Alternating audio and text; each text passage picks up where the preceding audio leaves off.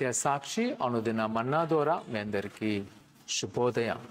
అన్నిటి యొక్క వాగ్దానము ద్వితీయోపదేశ కాండము 2:7. నీ దేవుడైన యెహోవా నిన్ను ఆశీర్వదించును. ప్రియ సహోదరి సహోదరులారా, నీ జీవితంలో చాలా నిరుత్సాహంతో నువ్వు బాధపడుతున్నావేమో. ఎవరు నేను ప్రేమించట్లేదు, నీకెవరు సహాయం చేయట్లేదు, ఏ ఒక్కరు కూడా నేను హత్తుకోవట్లేదు, నీ ముందు చాలా సవాళ్ళు ఉన్నాయి, ఎలాగా నా జీవిత భవిష్యత్తు కలుగుతుందేమో అని.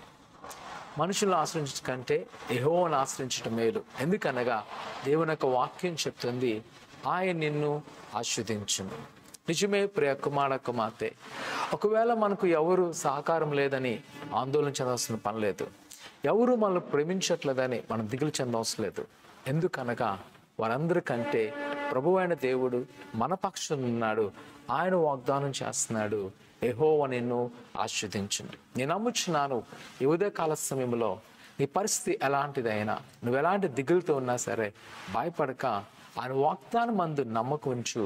ఆయన తప్పనిసరిగా నిన్ను ఆశీర్వదించును. ప్రార్థన చేసుకుందాం. పరిశుద్ధుడా దేవా, నీకున్నాను.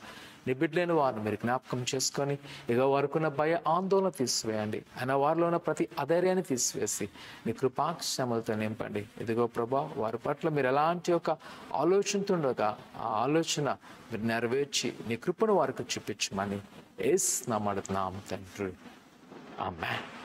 ప్రియ సహోదరి సహోదరులారా, మే 1, 2, 3 పరిశుద్ధాత్మ అగ్ని సదస్సులు ఉంటే వాటిలో పాల్గొని దైవాశీర్వాదాలు పొందవలసిందిగా కోరుకుంటున్నాను. దేవుడు దీవించును గాక. ఆమేన్.